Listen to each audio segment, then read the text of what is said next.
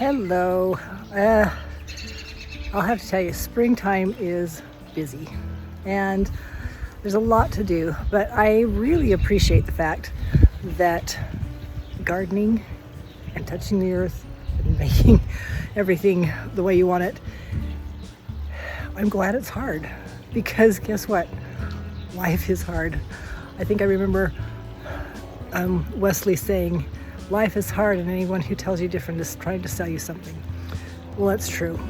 Life is hard, and we fight against that all the time. But one thing gardening has taught me is to just do the work that is necessary to make things happen. So I wanted to share some of the things that I've been doing in my garden and some of the obstacles that have come and kind of ruined things a little bit. So I'm kind of redoing some stuff that I've already done, but there are some things that are happening that are kind of fun as well. One of the first things that I had to deal with was some voles that ate tomatoes. I've got 2 plants left and they're growing okay. I'm crossing my fingers, but I'm gonna have to replant, and luckily I've got some growing that I can use as replacements, and then I've got these that they'll bloom and produce fruit sooner. So that's one thing. Voles and gophers, in my opinion, are the spawn of Satan. So you can see the paths and what they've eaten, and I walk around and there's just, I don't know if you can see my foot down here, but there's just spots where it's just mushy. They have even come into the window well. I don't know if you can see down there, where they've dug holes down there, and they keep my daughter up at night. We have tried multiple things, found their holes, put stuff down there, tried to trap, and then they fill it back up. So that's one of the things that I've been dealing with, is the vole infestation. And we've got, luckily I haven't seen any gophers yet, but I think I do have one over by my irises. But yeah, we're kind of planting over again, trying to find some things, or keep our plants safe. Another issue that I've dealt with, and I have no idea what happened, whether it was the voles, which I am suspecting because they ate everything else in the garden, but I had a beautiful patch of asparagus. They came up every year. This is all I've got. This one little plant out of all the asparagus that I planted all along in here. The voles got to that as well. So I'm either going to have to plant asparagus again, or I don't know, decide on something else. So I'm kind of going through that process as well. So those are the things that have been difficult in dealing with, and so I'm replanting this area of my garden. Just getting it tilled up, getting it ready. Got Mr. Al, hopefully he can be a guard, I guess. Another thing is we had a freeze and lost a lot of peaches. In fact, in our area, they're calling it a fruit drought because of the weird freezes in the spring. So we put this on our peach tree because the squirrels were starting already to pull these little tiny peaches that were starting to grow, because we do have some, and I wanted to keep them. So we've had to do this, and I'm wondering if it'll work. I'm looking at it, put it on yesterday, and so far so good. We're keeping an eye on it, but I don't know what else to do. If you have an idea on how to keep squirrels away from your peach trees, please let me know in the comments. That would be wonderful. Another thing we had to do is cut down this little tiny, you can see where we cut the tree down. We had sumacs growing here, gosh, from years and years and years ago. The stumps died, you can see through there. We put a little mason beehive on one of them. Excuse me, a mason beehive on one of them, and it's kind of like a fun center spot in the yard.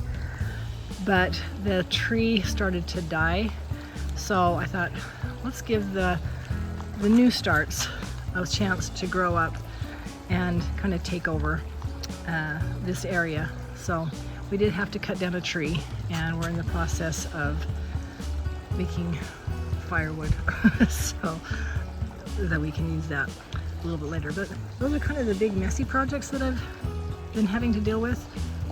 The fix-it projects, which isn't too bad, and then the rest is maintenance. So now I'm going to show you some of the things that are going well. I put some potatoes in the grow bags, and I'm excited to see how that turns out. I bought another blueberry plant, seeing if that will work. Crossing my fingers. This is my other blueberry plant over here that is trying.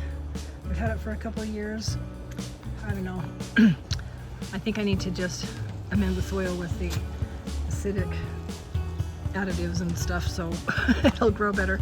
But I do have some peppers and the tomatoes. And you know, talking about the squirrel, this is, oh, we've got some purslane in there, but the plant is a walnut tree. We have probably pulled up 20 plus walnut trees from our yard that have just started growing. We found several under the deck the other day, over by the garbage can. I mean, I don't know where that squirrel puts everything, but we thought, we'll try it. We're gonna see how it goes. And then over here, oh, can you see? My grandkids love to dig in the dirt, so we've got lots of that fun stuff. Anyway, we got some volunteer walnut trees here as well that need to be pulled up, but who knows? I'm debating on if I should let it grow and then just move the vertical planter.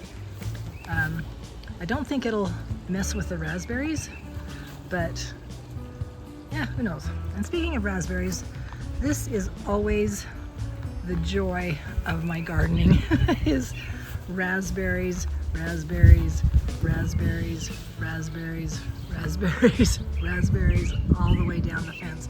It started with 3 plants that were given to us from our neighbor when we first moved into this house many years ago, and now they're just everywhere.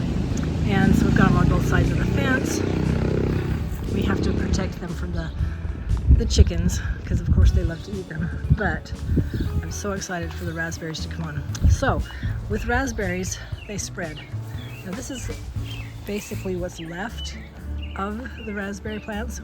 We literally gave away probably 70 to 100 raspberry plants to neighbors and friends so that they could plant them in their garden. I've just got a few left. I'm gonna give to my daughter tomorrow, but yeah, we've got some little sprouts coming up.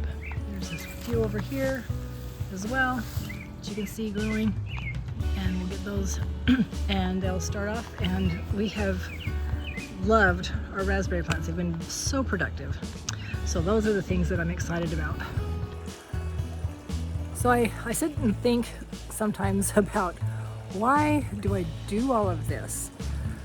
But it gives me great satisfaction. And I think that's the way, one of the things that nature teaches us is that hard work is worth the effort.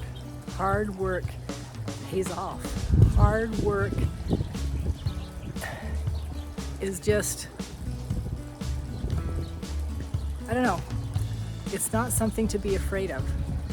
And so when I get out here and I start the spring and it's a lot of stuff to think about, I just remember that I can still enjoy the other things. I've got my fountain in the backyard that I love, the sound of the running water. We play cards on the deck. We have barbecues out here.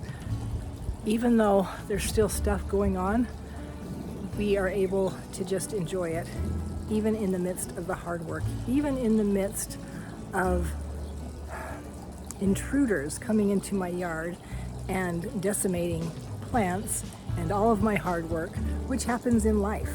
We often have circumstances or people that come in and destroy stuff. Either our confidence or our hope or something we've really, really worked on. Those things happen. And being able to work in nature and work in my garden has taught me that, has gotten me used to it, to where, yeah, that happened, but I can move on. I can see the beauty that is there and not just focus on the problems that are at hand. So if you're thinking that your life is hard, again, plant a plant.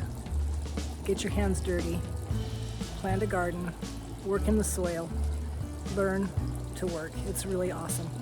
So thanks for listening. Talk to you later. And remember, keep growing.